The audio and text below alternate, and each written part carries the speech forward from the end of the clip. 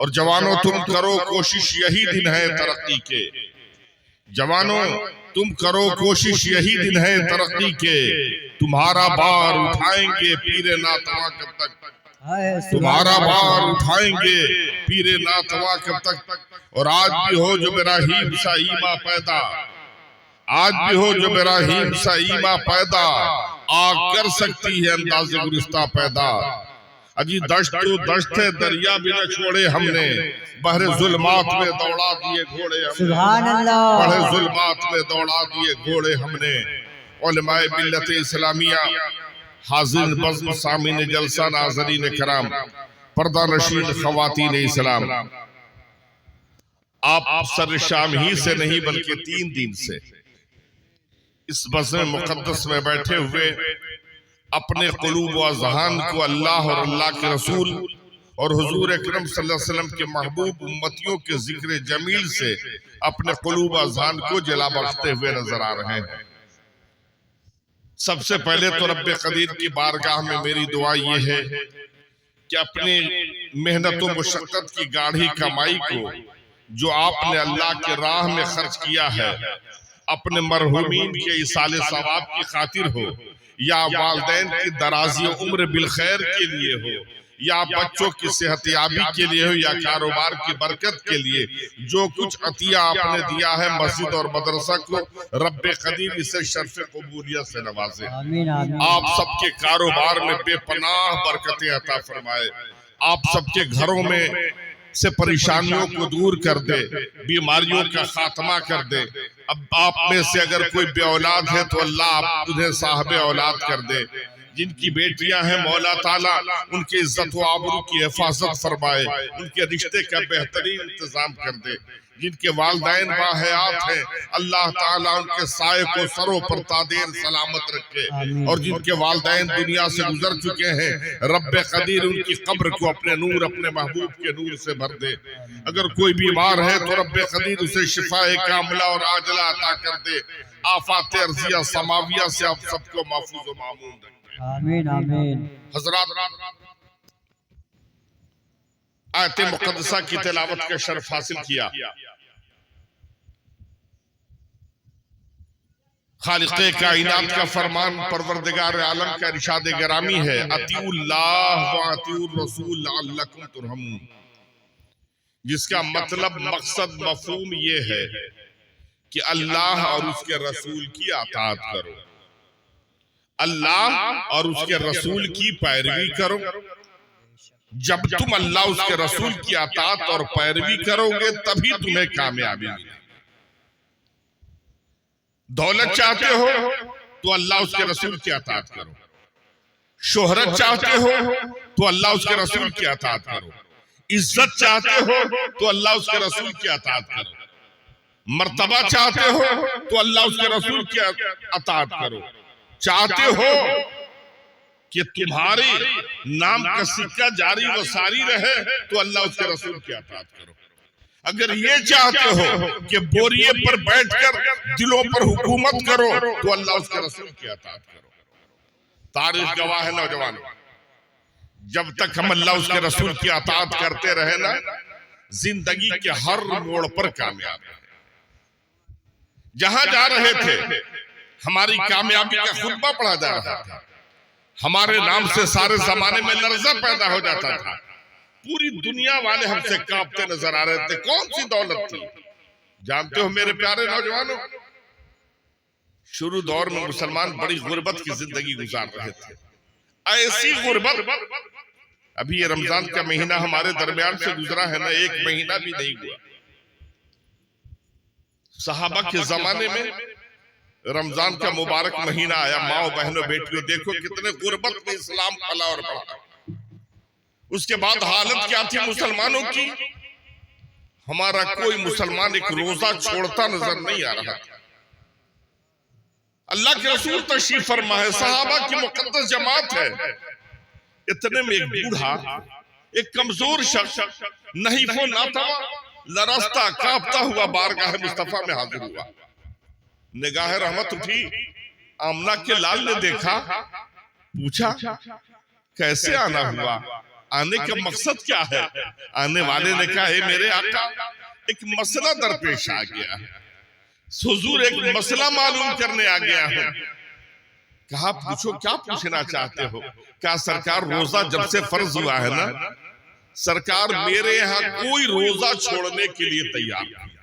سبحان اللہ۔ میرے آقا میرے گھر سب سے چھوٹے بچے کی عمر 8 سال ہے اور سب سے زیادہ جو عمر دراز ہے نا 90 سالہ میں ہوں۔ اللہ کے رسول 8 سال کے بچے سے لے کے 90 سالہ بوڑھا تک کوئی روزہ نہیں چھوڑا، سب روزے سے رہ رہے ہیں۔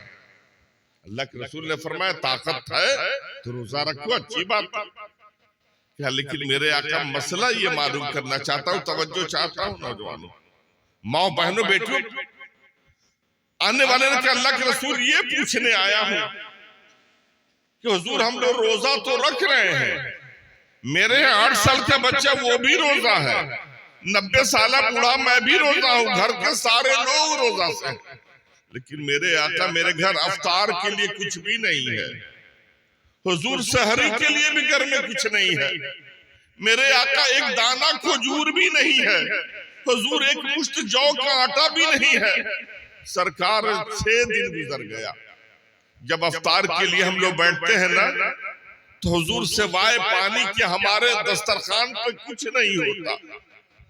میرے آقا جب کچھ نہیں ہوتا تو یاد آیا ایک بار آپ میرے گھر تشریف لے گئے تھے، ہم نے آپ کی خدمت میں جہاں دسترخوان لگایا تھا نا اس میں کچھ کھجور بھی رکھے تھے، سرکار آپ نے کھجور کھا کھا کر گٹھلیوں کو چوس چوس کر جو گٹھلیاں رکھی تھی دسترخوان پر میرے آقا ہم نے برکت کے لیے اٹھا کر گھر میں رکھ دیا، ہم نے اٹھا کر برکت کی خاطر گھر رکھ دیا۔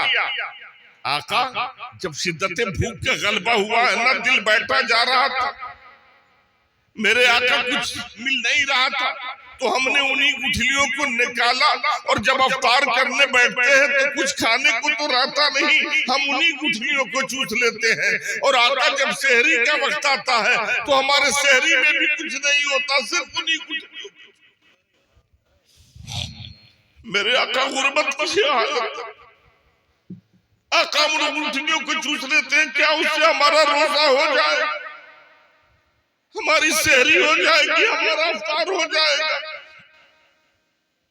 مسلمانوں اللہ کے رسول صلی اللہ علیہ وسلم نے فرمایا جب کچھ نہیں تو ہاں تمہارا ہو جائے، یہ حالت تھی، لیکن اس کے بعد بھی مسلمان روزہ چھوڑتا نظر نہیں آ رہا، غربت کی یہ حالت ہے۔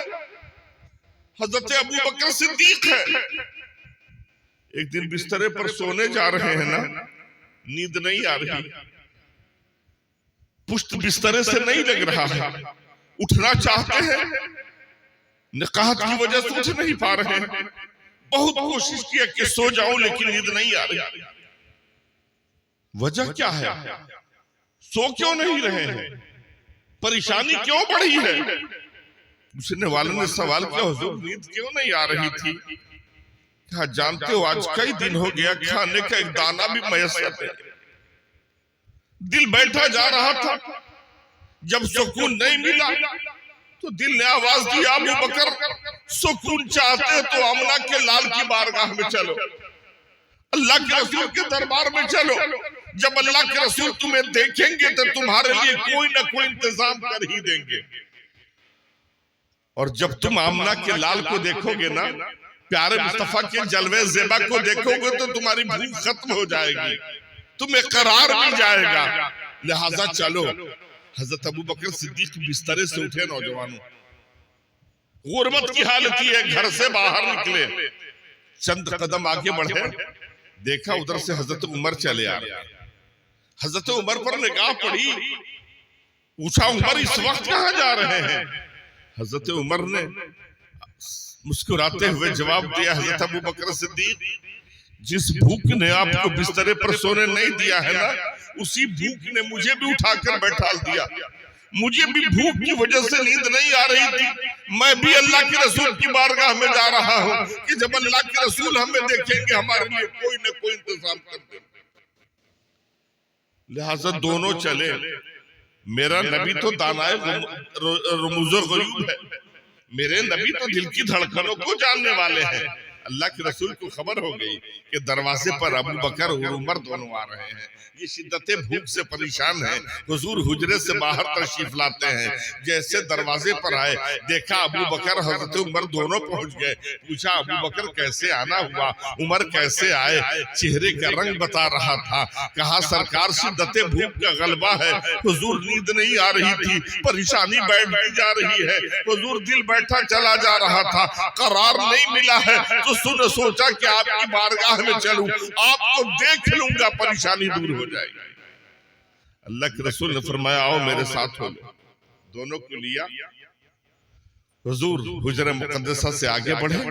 جو لوگ مدینہ طیبہ گئے ہیں نا انہوں نے بخوبی دیکھا ہے حضور کے روضے سے متصل اصحاب صفہ کا چبوترا ہے, جسے دنیا اصحاب صفہ کا چبوترا کہتی ہے. لیکن حضرات گرامی وہ اصحاب صفہ کا چبوترا ہی نہیں ہے, وہ بلکہ اسلام کی پہلی خانقاہ کہہ لیجئے وہی چبوترا ہے. اسلام کی پہلی یونیورسٹی اگر کہا جائے تو غلط نہیں ہوگا. اسلام کا پہلا مدرسہ کہہ لیجئے وہی اصحاب صفہ کا چبوترا ہے. ارے یہ وہی دارالحدیث ہے جس کے محدث حضرت ابو بکر صدیق ہے. وہی دارالفتاح ہے جس کے مفتی حضرت عمر فاروق ہے. یہ وہی یونیورسٹی ہے جس کے فارغ التحصیل مولائے کائنات ہے. حضرات گرامی پوری دنیا سے اسلام قبول کرنے والے جو آیا کرتے تھے نا سب وہیں رہا کرتے تھے. جب اللہ کے رسول گزرے نا تو سب کھڑے ہو گئے. دیکھا امنہ کے لال آ رہے ہیں, سب کھڑے ہو گئے. جب غلام گزرتا ہے تو حضرات گرامی محبان آل رسول کی حالت یہ ہوتی ہے. آگے آگے آقا, پیچھے پیچھے صحابہ کی مقدس جماعت ہے. میرے آقا مدینہ کی گلیوں کو پار کرتے ہوئے حضرت ابو ایوب انصاری کی گلیوں سے گزر رہے ہیں. حضرت ابو ایوب انصاری, ٹھیک وہی وقت تھا کہ کھانا کھا کر حضرت ابو ایوب انصاری بسترے پر لیٹنے کے لیے گئے تھے. جیسے بسترے پر لیٹ رہے ہیں تڑپ کر اٹھ جاتے ہیں. بیگم نے سوال کیا حضور ابھی لیٹے بھی نہیں تھے, اٹھ کیوں گئے, بیٹھ کیوں گئے, کہاں جا رہے ہیں؟ محبت پر قربان جاؤ نوجوانوں, کیسی محبت تھی رسول سے. بسترے پر سوئے ہوئے ہیں. کہا پیاری بیگم دیکھا نہیں, تمہیں معلوم نہیں ہو رہا ہے؟ ارے میرے محبوب کی خوشبو مجھے مل رہی ہے. ایسا لگ رہا ہے کہ میری گلیوں سے سرکار کی سواری گزر رہی ہے. سرکار گزر رہے ہیں, لہٰذا میں آقا کی زیارت کے لیے جا رہا ہوں. کہ اللہ کے رسول اس وقت جا کہاں رہے ہیں؟ دوڑے ہوئے باہر آئے, دیکھا سرکار چلے آ رہے ہیں. صحابہ کی مقدس جماعت. حضرت ابو ایوب انصاری دست بستہ عرض کرتے ہیں میرے آقا آج کس کے مقدر کا معراج ہونے والا ہے؟ حضور یہ عزت کسے بخشنے جا رہے ہیں؟ میرے آقا کس کے مہمان بنیں گے؟ حضور یہ عزت مجھے نہ بخشیں گے؟ میرے آقا آپ میرے مہمان نہ بنیں گے؟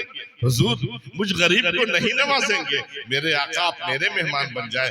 اللہ کے رسول صلی اللہ علیہ وسلم مسکرا دیتے ہیں. آقا ارشاد فرماتے ہیں اے ابو ایوب انصاری میں تنہا نہیں ہوں, میرے ساتھ یہ سینکڑوں لوگ ہیں, اتنے سارے لوگ ہیں. اللہ کے رسول نے جب اتنا کہا ہے حضرت ابو ایوب انصاری ارشاد فرماتے ہیں میرے آقا ارے جب آپ میرے ساتھ ہیں تو مجھے ان کی فکر کیوں ہو؟ حضور آپ کے ہوتے ہوئے مجھے غم نام کی کوئی چیز نہیں ہے, میں ان کی فکر کیوں کروں؟ آپ میرے ساتھ ہو گئے, ساری خدائی میرے ساتھ. حضور میرے گھر تشریف لائے. حضرت ابو ایوب انصاری نے دیکھا سب کا چہرہ زرد ہو رہا تھا. ابھی رمضان گزرا ہے نا مسلمانوں, عصر کی نماز میں جب مسجد جاتے تھے نا, جب کوئی روزے دار نظر آتا تھا تو اس کے روزے کا نور چہرے سے آشکارا, روزے کا نور چہرے سے آشکارا ہوتا تھا, اس کا چہرے سے روزے کا نور ظاہر ہوتا تھا. انسان پہچان جاتا ہے کہ یہ روزے دار ہے. اور کھایا پیا روزے دار جو سحری میں بھی اٹھ کر 2-4 روٹی کھا لیا کرتا ہے, صبح سحری کا بچا ہوا ناشتہ بھی کر لیتا ہے, دوپہر میں بھی کھاتا ہے. حضرات گرامی چاہے جتنا رومال سے منہ تر کر کے جائے نا, اندازہ ہو جاتا کہ دن بھر کا کھایا پیا مسلمان ہے. وہ چھپتا نہیں ہے, روزے کا نور چہرے سے ظاہر ہو جاتا ہے, اندازہ لگ جاتا ہے یہ روزے دار ہے, یہ کھایا پیا مسلمان. لہذا حضرات گرامی حضرت ابو ایوب انصاری نے چہرے کو دیکھا, اندازہ لگا لیا کہ جتنے مسلمان ہیں نا سب کے سب بھوکے ہیں، کئی دن سے لوگوں نے کچھ کھایا نہیں۔ حضرت ابو ایوب انصاری گھر میں لے جاتے ہیں، بیٹھال دیتے ہیں، کہتے ہیں حضور یہیں بیٹھے، میں ابھی آ رہا۔ اپنے باغ میں جاتے ہیں، بہت سا کھجور توڑتے ہیں، اور توڑنے کے بعد تشت میں لا کر رکھ دیا، سب کے سامنے پیش کر دیا۔ پھر بارگاہ مصطفیٰ میں حاضر آتے، عرض کرتے ہیں میرے آقا حضور تھوڑی دیر زحمت فرما دے، اجازت دے دے تو آقا میں ابھی روٹی اور بوٹی کا انتظام کر دیتا ہوں۔ اللہ کے رسول نے فرمایا کہ بہت سارے لوگ ہیں، اتنے لوگوں کا انتظام کرو گے؟ حضرت ابو ایوب انصاری ارشاد فرماتے ہیں میرے آقا دینے والے آپ ہیں، کھلانے والا میں ہوں۔ حضور آپ قاسم نعمت ہیں، آپ دیتے رہیں گے، میں کھلاتا رہوں گا، آپ اجازت تو دے دیں۔ لہٰذا حضرت اللہ کے رسول نے اجازت دے دی۔ حضرت ابو ایوب انصاری جاتے ہیں، بکریوں کو ذبح کرتے ہیں، گوشت تیار کرتے ہیں، روٹی تیار کرتے ہیں، دسترخوان لگا دیا گیا۔ نوجوانوں، ماں بہنوں، بیٹیوں، دسترخوان لگا دیا گیا۔ لگانے کے بعد اللہ کے رسول صلی اللہ علیہ وسلم کی بارگاہ میں حاضر آئے، کہا سرکار دسترخوان تیار۔ حضور تشریف لے چلے، اللہ کے رسول تشریف رکھتے ہیں، صحابہ کی مقدس جماعت۔ حضرت ابو ایوب انصاری ایک تشت میں بوٹی اور تشت میں روٹی لے کر بارگاہ مصطفیٰ میں آئے۔ اللہ کے رسول صلی اللہ علیہ وسلم نے خان پوش کو ہٹایا، دیکھا کہ روٹی اور بوٹی دونوں۔ پیارے مصطفیٰ صلی اللہ علیہ وسلم نے ایک روٹی اٹھائی اور تشت سے 2 بوٹی اٹھائی۔ اٹھانے کے بعد نگاہ ناز کے اوپر اٹھایا، ابو ایوب انصاری کی طرف دیکھا، کہا ابو ایوب انصاری اگر اجازت دے دو نا تو میں ایک روٹی اور 2 بوٹی اپنی بیٹی فاطمہ کے لیے بھیج۔ آج 2 دن 3 دن گزر گیا، میری فاطمہ نے کچھ نہیں کھایا، میرے گھر بھی کچھ نہیں بنا۔ یہ غربت کی حالت تھی مسلمانوں، کئی دن ہو جاتا تھا کھانے کو میسر نہیں آتا تھا، لیکن اس کے بعد حالت مسلمانوں کی کیا تھی؟ ان کے دروازے سے کبھی کوئی واپس نہیں جاتا تھا۔ یہی پیارے مصطفیٰ صلی اللہ تعالی علیہ وسلم ہے، آقا نامدار تشریف فرما ہے۔ حضرت ابو ہریرہ ارشاد فرماتے ہیں کہ کئی دن ہو گیا تھا، مجھے کھانے کو ایک دانہ بھی میسر نہیں آیا۔ میں نے سوچا کہ چلوں آج مسجد میں سب سے پہلے حضرت ابوبکر صدیق سے ملاقات کروں گا، اس لیے کہ حضرت ابوبکر صدیق کی شان یہ ہے کہ اگر کوئی ان سے ملاقات کرتا ہے کھانے کے وقت اور سوال کر لیتا ہے نا تو وہ اس کے سوال کا جواب نہیں دیتے، بلکہ باتوں میں الجھا کر گھر لے کر چلے جاتے ہیں، اور جب تک اسے کھانا نہیں کھلاتے اس کے سوال کا جواب نہیں دیتے۔ کتنا فرق پیدا ہو گیا نوجوانوں آج ہم میں کل ان میں، کہ اگر کوئی سائل یا کوئی سوال کرتا تھا، کھانے کے وقت ہوتا تھا نا تو ایک مسلمان اسے جواب نہیں دیتا تھا، باتوں میں پھنسا کر گھر لے کر چلا جاتا تھا، اور جب تک کھانا نہیں کھلاتا تھا جواب نہیں دیتا تھا۔ اور آج ہمارا معاملہ کیا ہے؟ کھانے کے وقت ہو گیا، سگا رشتہ دار اگر فون کر دیتا ہے کہ ہم آنا چاہ رہے ہیں تو ہم بڑے فخر سے کہہ دیتے ہیں ہم تو آج گھر نہیں، 3 دن سے باہر نکلے ہوئے، ڈر سے کہ کہیں آ نہیں جائے تو کھانا کھلانا پڑ جائے گا۔ آج ہم مسلمانوں کی حالت یہ ہو گئی ہے نوجوانوں، جب سے ہمارے گھر مہمانوں کا آنا جانا بند ہو گیا نا، گھر کی برکتیں اٹھا لی گئی۔ ہم نے پھوپھیوں پر بہنوں پر پابندی لگا دی، ہماری گھر کی برکتیں ختم ہو گئی۔ گھر میں برکت چاہتے ہو نا تو اپنی پھوپھیوں اور بہنوں کو ہمیشہ بلایا کرو، جب یہ آیا جایا کریں گی تو تمہارے گھروں میں بے پناہ برکتیں ہوں گی۔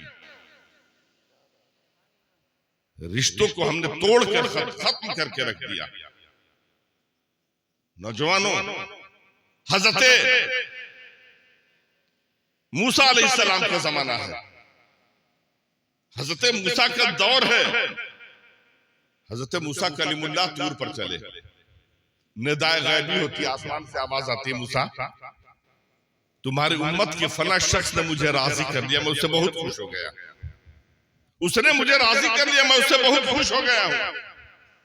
جانتے ہو میں اتنا خوش ہو گیا کہ میں نے اس کی عمر بے پناہ برکت عطا کر دی، جتنا دن زندہ رہنا تھا جی لیا، لیکن مزید ہم 80 سالہ زندگی اسے اور دے رہے ہیں، وہ 80 سال اور زندہ رہے گا۔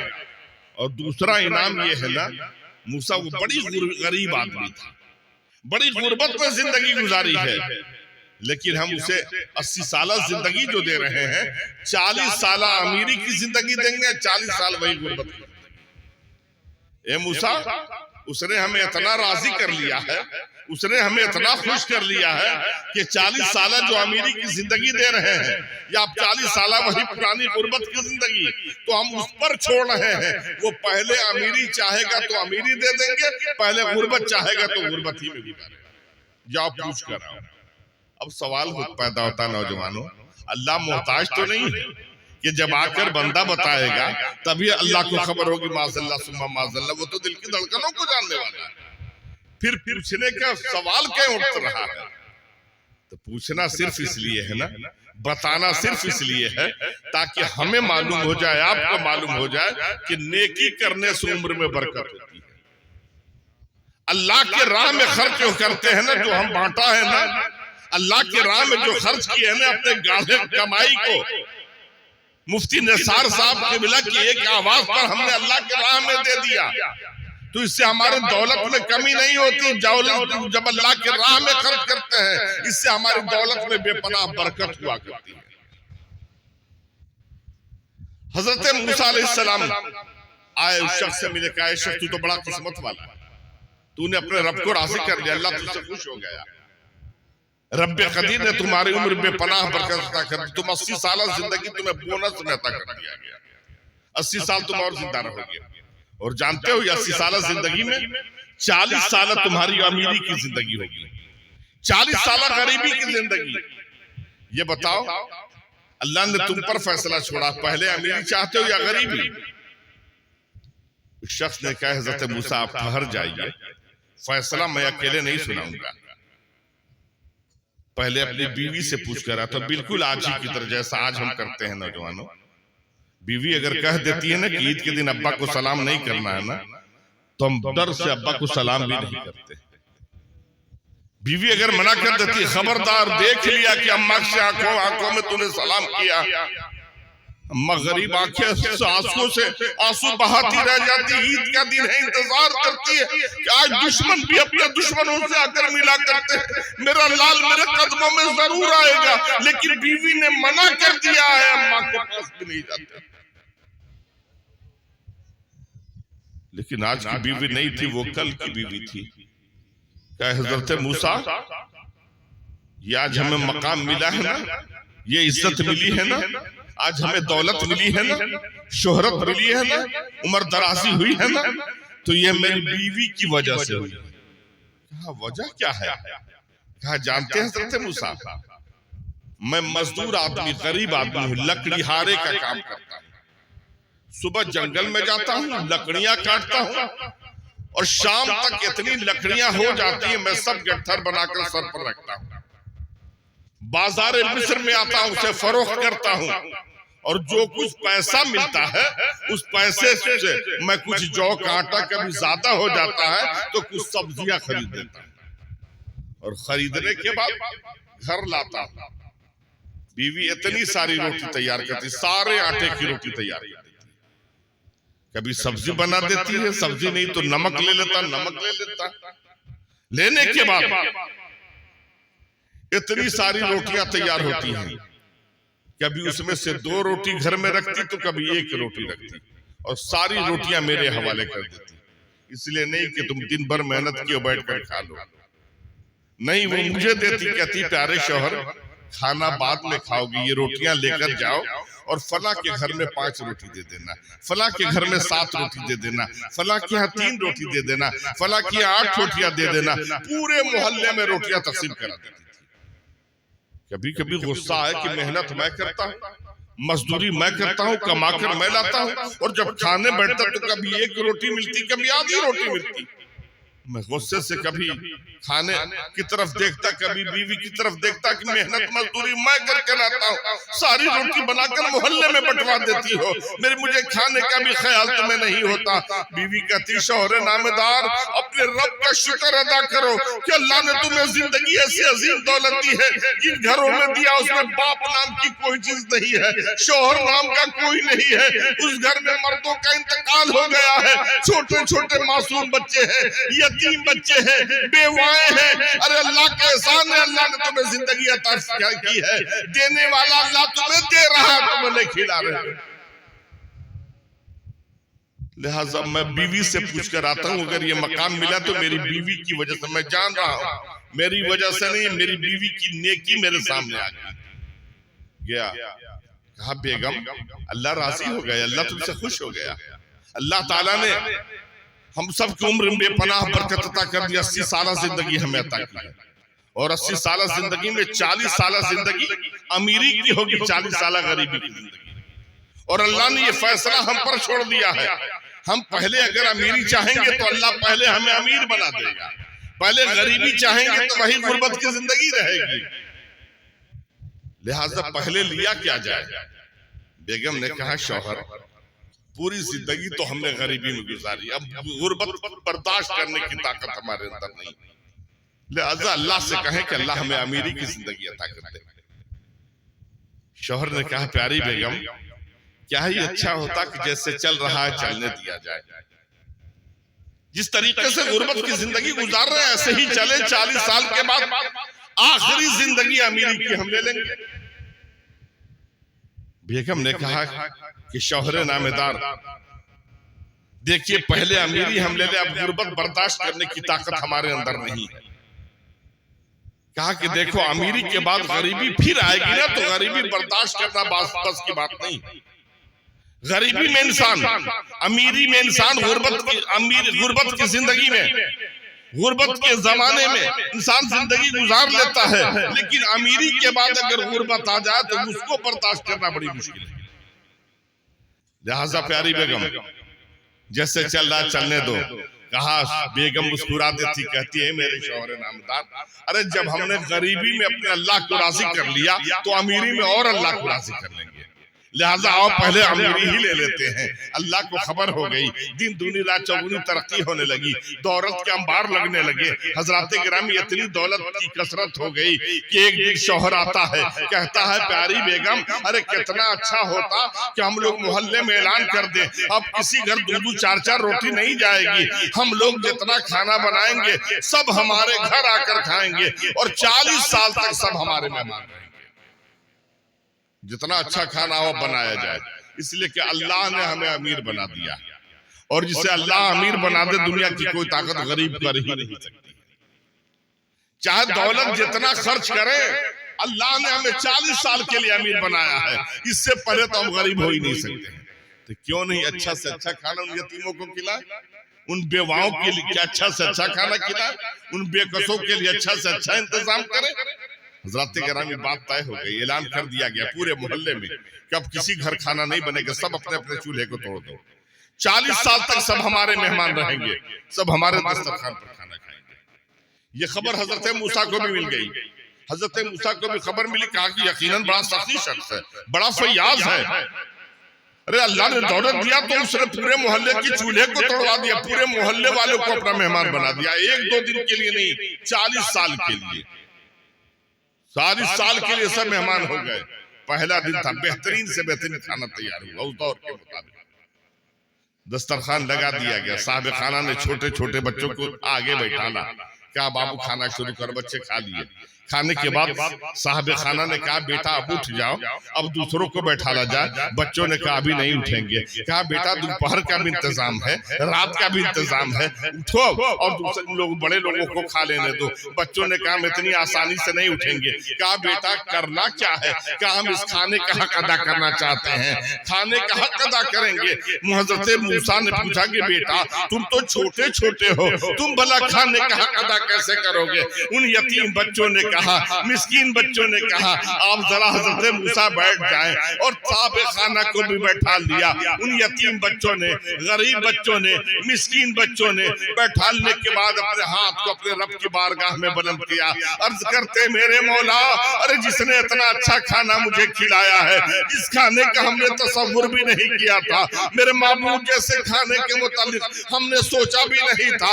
ہم تو وہ تھے کہ آدھی آدھی روٹیوں پر گزر اوقات کیا کرتے تھے، انہی کے ٹکڑے پر پل رہے تھے، لیکن آج اتنا اچھا کھانا کھلایا ہے کہ میری ماں کہتی تھی کہ جنت میں ایسا کھانا ملے گا، آج جنت کا دسترخوان لگا دیا گیا ہے، اتنا بہترین کھانا اس نے کھلایا ہے۔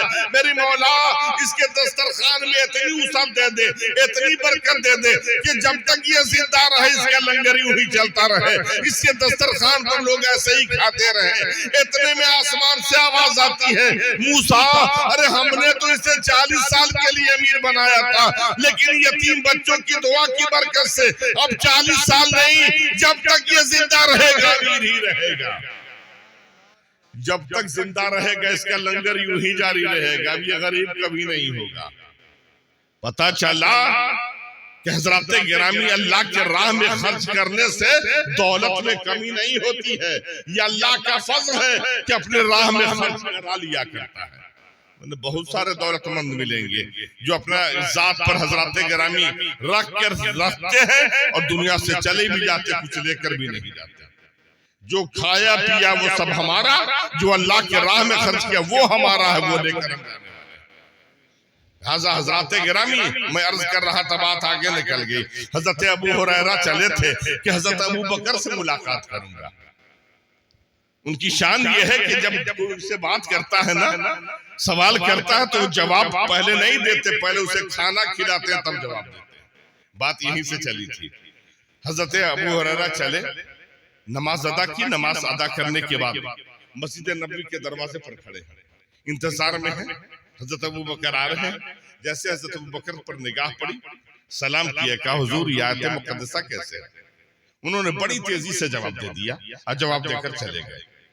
آج ہم ہوتے، ہمارے ساتھ ایسا معاملہ ہوتا تو ہم تو یہی سمجھتے ہیں کہ ان کے آج ضرور بریانی بنی ہوگی تبھی ہمیں چھوڑ کر گئے، اچھا کھانا بنا ہوگا تب ہمیں ساتھ نہیں لے گئے، گھٹ جائے گا۔ لیکن حضرت ابو ہریرہ فرماتے نہیں، میں سمجھ گیا کہ جو حالت آج ہماری ہے نا وہی حالت حضرت ابو بکر صدیق کی بھی۔ ایسا لگ رہا ان کے یہاں بھی کھانا نہیں بنا، اگر بنا ہوتا نا تو وہ ہمیں چھوڑ کر نہیں جاتے۔ لہٰذا میں پریشان تھا، اتنے میں حضرت عمر آئے، میں نے کہا حضور یہ آیت مقدسہ کیسے؟ انہوں نے بھی بڑی تیزی سے جواب دے دیا، وہ بھی چلے گئے۔ اتنے میں آمنہ کے لال آ گئے، آقا انعامدار آ گئے، پیارے مصطفیٰ آئے۔ اللہ کے رسول مجھے دیکھ کر مسکرا رہے ہیں۔ اللہ کے رسول نے پوچھا ابو ہریرہ کیا غرض ہے، کیا کہنا چاہتے ہو؟ کہا حضور یہ آیت مقدسہ کیسے ہے؟ اللہ کے رسول مسکرا دیتے، ارشاد فرماتے ابو ہریرہ تمہیں اس آیت کو سمجھنے کی ضرورت نہیں ہے، تمہیں تو کھانے کی ضرورت ہے، چلو میں تمہارے کھانے کا انتظام کیے دیتا ہوں، میں تمہارے کھانے کا انتظام کرتا ہوں۔ اللہ کے رسول مجھے ساتھ لے کر چلتے ہیں، در دولت پر حاضر ہوئے، جیسے دروازے پر آئے نا اللہ کے رسول پردہ رسالت کو ہٹا کر اندر داخل ہو گئے، میں باہر کھڑا رہا، اندر گئے، آواز لگایا گھر میں کچھ ہے؟ ابو ہریرہ آئے ہوئے ہیں، کئی دن سے انہیں کھانے کو کچھ نہیں ملا ہے، شدت بھوک سے وہ بہت پریشان ہیں۔ ام المومنین نے جواب دیا سرکار آپ بھی 3 دن سے کچھ نہیں کھائے ہیں، حضور آپ کے گھر بھی 3 دن سے کچھ نہیں بنا ہے، فلاں صحابی رسول کو خبر ہوئی ہے آقا انہوں نے آپ کی خاطر ایک پیالہ دودھ بھیجا ہے، سرکار آپ خود پی لیں یا ابو ہریرہ کو پلا دیں۔ اللہ کے رسول نے فرمایا کہ اگر میں پوری زندگی نہ کھاؤں نہ پیوں تو مجھ پر کوئی فرق نہیں پڑتا، لاؤ میں ابو ہریرہ کو دیے دیتا ہوں۔ اللہ کے رسول صلی اللہ علیہ وسلم پیالہ لے کر باہر آئے، جیسے حضرت ابو ہریرہ ارشاد فرماتے ہیں میری نگاہ پیالے پر پڑی، دیکھا لبالب دودھ بھرا ہوا، خوشی سے میں اچھل پڑا، آگے بڑھا، پیالہ کی طرف ہاتھ بڑھا رہا تھا، اللہ کے رسول نے فرمایا ابو ہریرہ ٹھہر جاؤ، صرف تم ہی بھوکے نہیں ہو، میرے مہمان خانے میں چلے جاؤ، میری خانقاہ میں چلے جاؤ، میری یونیورسٹی میں چلے جاؤ، میرے مدرسے میں چلے جاؤ، جتنے لوگ اصحاب صفہ کی چبوترے پر بیٹھے ہیں نا سب کو بلا کر لاؤ، میرے مہمانوں نے بھی 3 دن سے کچھ نہیں کھایا۔ یہ غربت کی حال تھا مسلمانوں۔ حضرت ابو ہریرہ ارشاد فرماتے ہیں کہ میں پیالے کے دودھ کو دیکھ رہا ہوں، اللہ کے رسول کے فرمان کو سن رہا ہوں، سوچ رہا ہوں وہ سب آ گئے نا، ایک پیالہ دودھ ہے، سب انگلی ڈال ڈال کر نکالیں گے سارا دودھ صاف ہو جائے گا، لیکن دل نے آواز دی ابو ہریرہ پریشان کیوں ہو رہے؟ وہ تو ساقی کوثر ہے، وہ چاہیں تو اس دودھ میں پوری دنیا کو سیراب کر سکتے ہیں، لہٰذا تم گھبراؤ نہیں، چلو تو صحیح۔ ابو ہریرہ گئے تو وہاں 70 لوگ بیٹھے تھے، سب کو بلا کر لا کے چلے، اللہ کے رسول نے بلایا، 70 को बुलाया, अल्लाह के रसूल ने फरमाया सब बैठ जाओ, सबको बैठा दिया, सब बैठ गए। हज़रत गिरामी अल्लाह के रसूल ने फरमाया अबू हुरैरा दाहिने जानिब से शुरू करो। मैंने प्याला लिया, एक सहाबी रसूल की तरफ बढ़ाया, सहाबी रसूल पीते, जब मुंह हटाते ना अल्लाह के रसूल फरमाते और पी लो, फिर वो मुंह लगाते, फिर पीना शुरू करते, फिर मुंह हटाते, अल्लाह के रसूल फरमाते और पी लो, जी भर कर पी लो, फिर वो मुंह हटाते, फिर पीने लगते, अल्लाह के रसूल फरमाते और पी लो। उन्होंने कहा कि मेरे आका अब कतन एक घूंट की गुंजाइश नहीं है, एक घूंट दूध अगर जाएगा ना तो दूध मुझ से बाहर आने लगेगा, हुजूर बिल्कुल पी चुका हूँ, अब कतन गुंजाइश नहीं है। अल्लाह के रसूल सल्लल्लाहु अलैहि वसल्लम फरमाया अबू हुरैरा दूध लो और दूसरे की तरफ बढ़ा दो। मैं प्याला जब लेने गया हूँ तो ये सहाबा की मुकद्दस जमात कसम है वहदहू ला शरीक लह की कि प्याला भरा का भरा रह गया, एक कतरा दूध भी कम नहीं हुआ था। यके बाद दीगरे मैंने 70 को पिला दिया और दूध वैसे ही भरा का भरा रह गया। मुसलमानों गुर्बत की हालत थी, लेकिन वो तो मुख्तारे कायनात है। एक प्याले दूध को में अगर 70 लोगों को पिला सकते हैं तो हजरत गिरामी मेरे मुस्तफा पूरी जिंदगी न खाएं न पिए तो कोई फर्क पड़ सकता? लेकिन उसके बाद भी ऐसी गुर्बत की जिंदगी मुसलमान गुजार रहे हैं।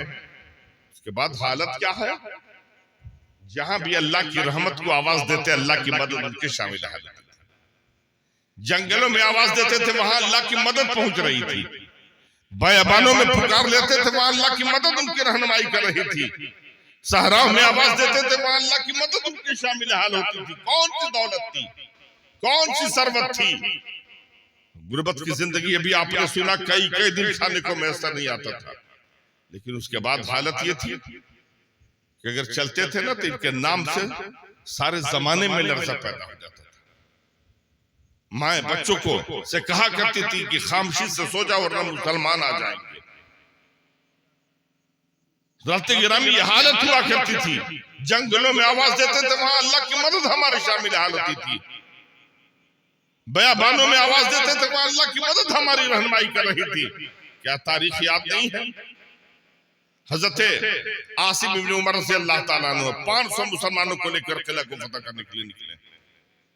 42 दिन गुजर गए, इस्लामी परचम नहीं लहरा सके, खाने पीने का सामान खत्म हो गया, मुजाहिदीन भूखे प्यासे दुश्मनों से मुकाबला कर रहे हैं, कुछ भी नहीं है, हालत गैर है। आपस में नौजवान जवान हुआ करता है, आपस में मशवरा किया कब तक हम लोग लड़ते रहेंगे। अपने कमांडर से चलकर मिले, पूछा जाए कि दुश्मनों से यूं ही कब तक हम लोग मुकाबला करेंगे, भूखे प्यासे कब तक लड़ते रहेंगे, हमारे खाने पीने का कोई इंतजाम होगा? हज़रत गिरामी कमांडर ने कहा कि खामोश रहो, रात की तारीकी जब गहरी हो जाएगी ना, दुश्मन सो जाएंगे, तब हम अपने कायद के पास चलेंगे, अपने पेशवा के पास चलेंगे, अपने रहबर के पास चलेंगे। बात तय हो गई। रात की तारीकी गहरी हुई, पूरी दुनिया सो रही थी। हज़रत गिरामी तमाम मुजाहिदीन इकट्ठा हुए, 499 मुजाहिदीन इकट्ठा होते हैं, अपने कमांडर के खैमे के दरवाजे पर जाते हैं। कमांडर के खैमे के दरवाजे पर जब पहुंचे ना तो देखा कि अंदर से रोने की आवाज आ रही, पूरी दुनिया सो रही थी, लेकिन मुसलमानों का कमांडर रो रहा था। परेशान हो गए कि अल्लाह हमारा कमांडर तो बड़ा दिलेर है, बड़ा बहादुर है, ये रो क्यों रहा है? दीवार से कान लगाया, पर्दे से कान लगाया, अंदर से आवाज आ रही है, मेरे माबूद हमने अपने घर को छोड़ा, अपने दरवाजे को छोड़ा, आराम आशाइश को छोड़ा, दियारे गैर में आए, दुश्मनों के मुल्क में आए हैं, दौलत की खातिर नहीं, सरवत की खातिर नहीं, सरमाया के लिए नहीं, बल्कि हम परचम इस्लाम को बुलंद करने के लिए आए हैं। ए अल्लाह, हमारा सारा खजाना खाली हो गया, लेकिन तू अपने खजाने गायब का मुंह हम मुसलमानों के ऊपर खोल।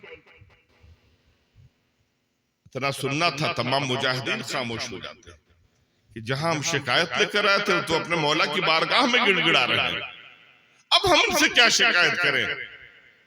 हजरत आसिम इब्न उमर को अंदाजा हो गया, बाहर लोग दरवाजे पर खड़े। हजरत आसिम इब्न उमर सजदे से सर उठाया, पर्दे को हटाया, पर्दे को जब हटाया देखा तमाम मुजाहिदीन दरवाजे पर खड़े। पूछा, मुजाहिदीन यहाँ क्या कर रहे हो?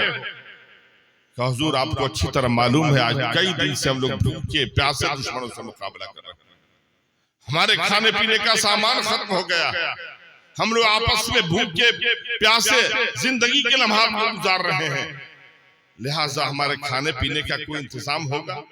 کیا خزانے میں کچھ نہیں؟ کہا حضور خزانہ بالکل خالی ہو گیا۔ آپ مسکرا دیتے ہیں، ارشاد فرماتے ہیں نوجوانوں، ارے تمہارا خزانہ خالی ہو گیا، اللہ کے خزانے میں کوئی کمی نہیں ہے، اللہ کے خزانہ میں کوئی کمی نہیں ہے۔ جاؤ اطمینان سے سو جاؤ، نماز صبح سے فارغ ہونے کے بعد میں جنگل میں جاؤں گا، دشمنوں کی بکریوں کو ہکا کر لاؤں گا، لانے کے بعد ذبح کروں گا، سیخ لگائیں گے، کھائیں گے، پھر میدان کارزار میں نکل پڑیں گے۔ مسلمانوں، آج کا نوجوان ہو جاتا تب بگڑ جاتا۔ ہم لوگ بھوک سے تڑپ رہے ہیں، آپ مسکرا رہے ہیں، لیکن وہ نوجوان تو انہیں یقین تھا کہ ہمارا قائد جو مسکرا رہا بلا وجہ نہیں مسکرا رہا، کوئی نہ کوئی معاملہ ضرور ہے۔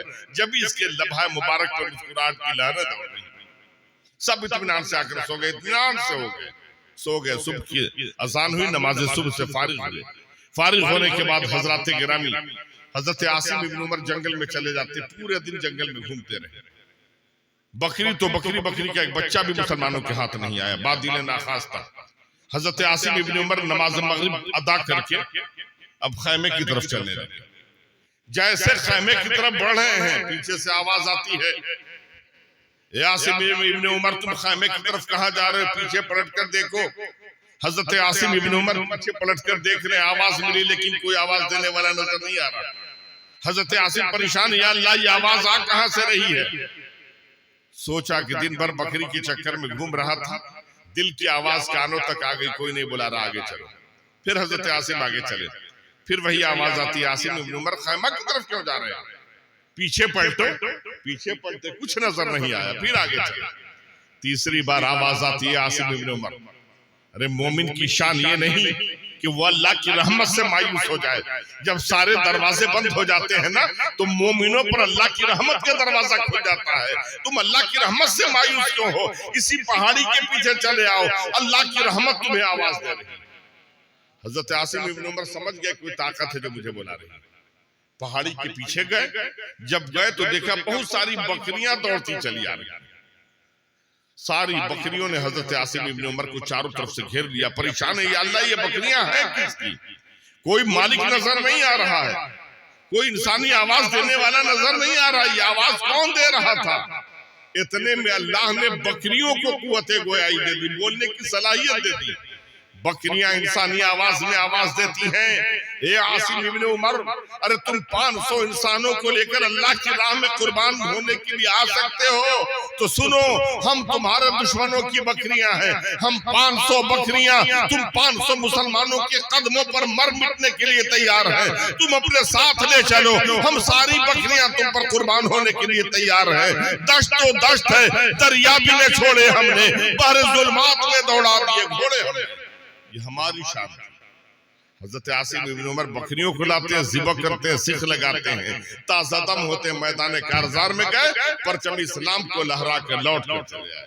یہ غریب لوگ تھے، اور آج ہم امیر ہیں، دولت مند ہیں، زمین ہے، جائیداد ہے، ایئر کنڈیشن کی سواریاں ہیں، ایئر کنڈیشن کے مکانات ہیں، سب ہے، لیکن سکون ہے، چین ہے، اطمینان ہے۔ ایک انسان ہو کر جائز حق ایک انسان سے نہیں لے پا رہے، ایسے ایسے قانون نافذ کیے جا رہے ہیں، ہمارے اوپر ہماری حالت غیر ہو رہی ہے۔ ارے جب تک ہم رب سے ڈرتے رہے سب ہم سے ڈر رہے تھے، ہمیں کسی اور سے شکایت نہیں ہے، شکایت ہے تو کلمہ طیبہ لا الہ الا اللہ محمد رسول اللہ کے پڑھنے والوں سے شکایت ہے۔ آج بھی ہو جو براہیم سا ایمان پیدا، آگ کر سکتی انداز گلستہ پیدا۔ اپنے اندر ہم شان مومنیت پیدا کر لیں، مومن کامل بن جائیں، رب کا فرمان ہے اطیعوا اللہ واطیعوا الرسول لعلکم ترحمون، اللہ اس کے رسول کی اطاعت کرو تب تم پر رحم کیا جائے گا، اللہ اس کے رسول کی پیروی کرو تب تم پر فضل کیا جائے گا، اللہ اس کے رسول کے حکم کے مطابق زندگی کے لمحات کو گزارو تب تم پر نوازشیں کی جائے گی۔ جب تک ہم اللہ اس کے رسول کی اطاعت کرتے رہے زندگی کے ہر موڑ پر کامیاب ہیں۔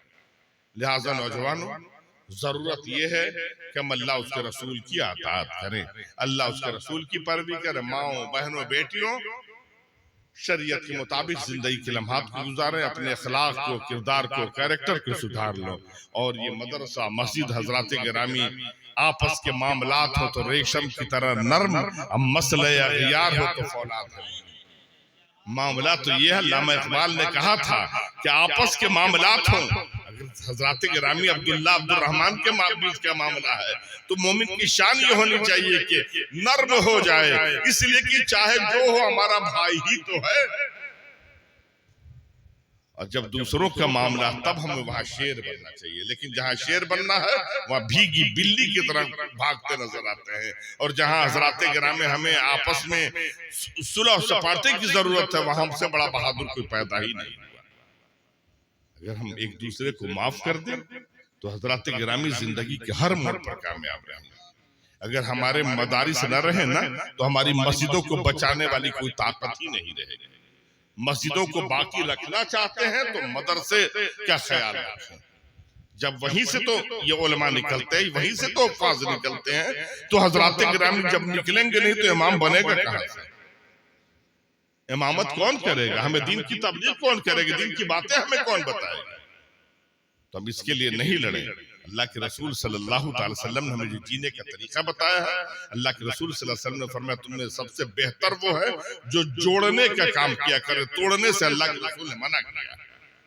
لیکن ہم نے تو اپنی زندگی کا محبوب مشغلہ توڑنا بنا دیا ہے.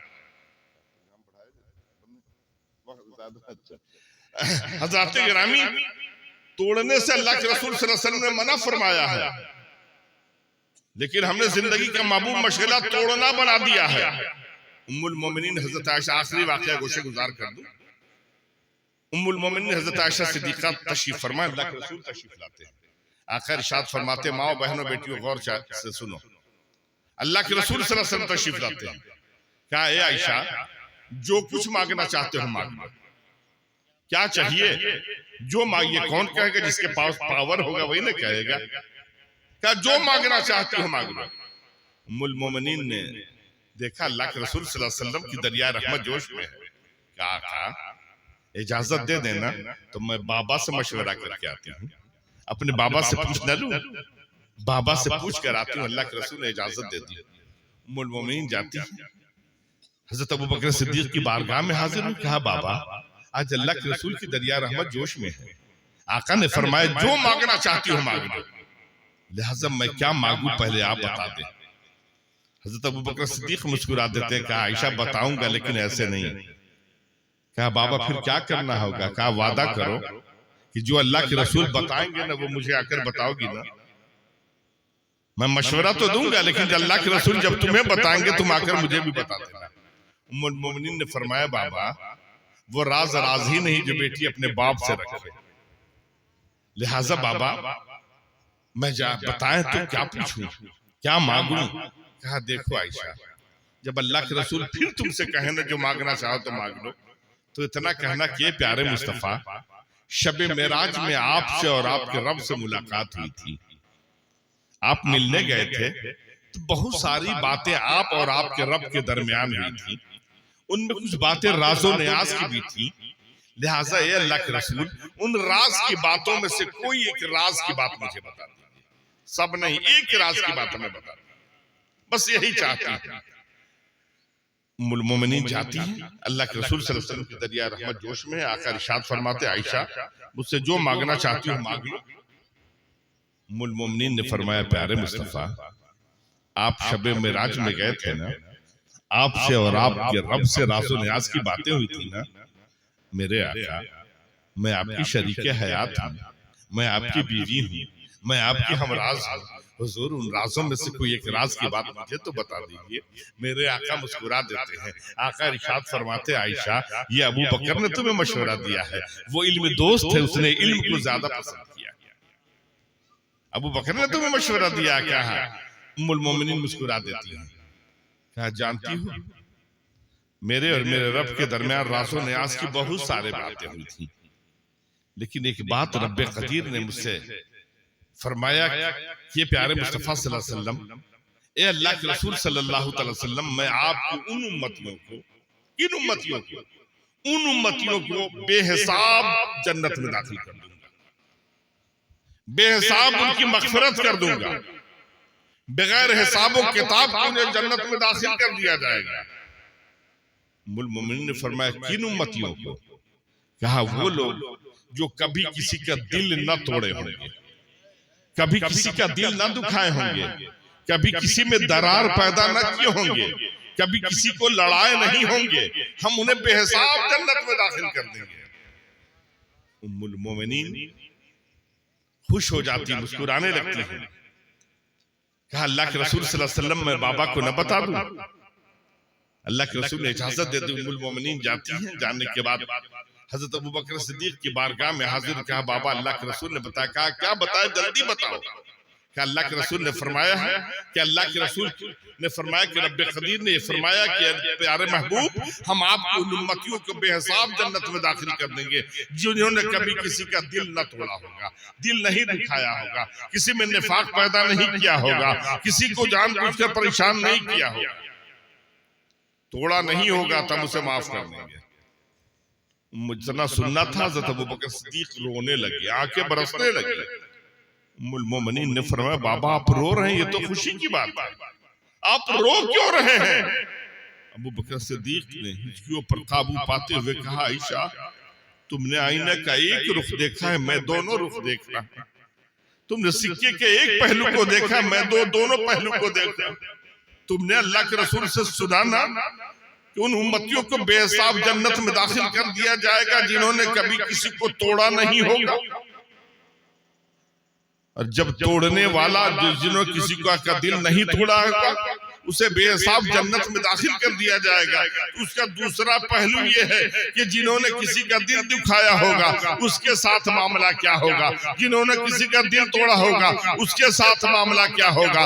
اگر یہ جنت میں جائیں گے تو وہ جہنم کی ادھر بنا دیے جائیں گے۔ تو سنو عائشہ میں اس لیے رو رہا ہوں کہ جوڑنے والے کم ہوں گے، توڑنے والا زیادہ۔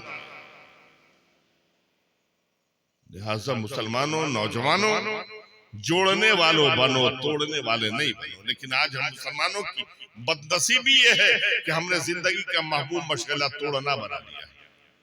دیکھا امام صاحب کی بڑی عزت ہے، سارے لوگ سلام کر رہے ہیں، سوچا کہ 10 عیب امام صاحب میں نہیں نکالیں گے تو بہترین امام وہی نہیں سکتے۔ حضرات گرامی پکڑ کے شکایت شروع کر دی، امام صاحب نماز پڑھ رہے تھے، داہنا پر آگے کر رہے تھے، بائیں پیچھے کر رہے تھے، امام صاحب ایسے مسکرا رہے تھے، امام صاحب ویسے مسکرا رہے تھے۔ یہ لوگ نہیں دیکھتے کہ امام صاحب کی عزت اگر ہے نا تو سب کے درد کے درما بنے، سب کی حاجت پر ضرورت پر پہنچ رہے ہیں، سب کے کام آ رہے ہیں، بچوں سے پیار کر رہے ہیں، بڑوں کی عزت کر رہے ہیں۔ ان سے زیادہ ہم خلق خدا کی خدمت کریں، ان سے زیادہ عبادت گزار بن جائیں، اس سے زیادہ متقی اور پارسا بن جائیں، لوگ خود بخود ہماری عزت کرنے لگیں گے۔ لیکن آج ہم نے تو یہ سوچ لیا ہے کہ اگر کسی کو جب تک ذلیل نہیں کریں گے ہم عزت والے ہو ہی نہیں سکتے ہیں۔ یہ ہم نے معیار بنا لیا، اپنی سوچ بنا لیا۔ نہیں، ذلیل کر کے ہم ذلیل ہوں گے، عزت والے نہیں ہو سکتے۔ جب عزت دیں گے تو عزت ملے گی۔ وہی بوئیں گے، جو بوئیں گے وہی کاٹیں گے۔ لہٰذا چاہتے ہیں کہ ہم کامیاب و کامران رہیں تو ہم میں سے اپنے اخلاق کو، کردار کو، کیریکٹر کو سدھار لیں، معاف کرنے کی عادت ڈال لیں۔ اگر کسی کو سے ہمیں تکلیف پہنچ گئی ہے تو اللہ کی رضا کی خاطر ہم اسے معاف کر دیں۔ کرو مہربانی تم اہل زمین پر، خدا مہربان ہوگا عرش بری پر۔ ہم اللہ کی رضا کی خاطر یہاں معاف کر دیں گے، اللہ ہمیں وہاں معاف کر دیں گے۔ لہٰذا نوجوانوں یہ عہد کرو کہ انشاءاللہ ہم جوڑنے کا کام شروع کریں، توڑنا بند کر دیں گے۔ اگر کوئی کسی کو یا ہمیں کوئی برا کہہ دیتا ہے تو حضرات گرامی کسی کے برا کہنے سے ہم برے تو ہو نہیں جائیں گے، جو ہیں وہی رہیں گے۔ لہٰذا اسے کہنے دیجئے، جس کے پاس جو ہوتا ہے وہی نہ دیتا ہے، وہ نئی چیز تو نہیں دے گا، اس کے پاس وہی ہے، برائی ہے تو وہ برائی بانٹ رہا ہے، آپ کے پاس اچھائی ہے تو اچھائی بانٹتے ہوئے چلیے۔ اللہ کے رسول صلی اللہ علیہ وسلم کے راستے میں جب کانٹے بچھائے گئے، اللہ کے رسول نے فرمایا کہ صحابہ اٹھاتے چلے جاؤ، تم بھی اگر کانٹوں کو بچھاؤ گے پوری دنیا کانٹے سے بھر جائے گی، لہٰذا تم کانٹوں کو اٹھاتے چلو، پھول بچھاتے چلو، راستہ خود بخود ہموار ہوتا چلا۔ لہٰذا نوجوانوں عہد کرو کہ ہم آپس میں اتفاق و اتحاد کے ساتھ زندگی کے لمحات کو گزاریں گے، اور آپس کے معاملات ہوں تو ریشم کی طرح نرم اور مسئلہ اغیار ہو تو فولاد ہے مومن۔ پروردگار عالم ہمیں اور آپ سب کو نیک عمل کی توفیق مرحمت فرمائے. اتنا ضرور کریں کہ جب کھائیں حلال کھائیں، جب بولیں سچ بولیں، آپس میں اتفاق و اتحاد کے ساتھ زندگی کے لمحات کو گزاریں، اور ایک دوسرے کے درد کا درما بنے، ایک دوسرے کے زخم کا مرہم بنے. ایک پڑوسی اپنے پڑوسی کے حق کو ادا کرتا ہوا نظر آئے. ہماری پیشانی کو سجدہ کے لیے تڑپ رہی ہے، عشق رسول کے ساتھ رب کی بارگاہ میں جھکاتے ہوئے چلیں. نماز کی پابندی کریں، مسجدوں کو آباد کریں، اللہ ہمارے گھروں کو آباد کرے گا. مسجدوں کو بھرے، اللہ ہمارے گھروں کو بھرے گا.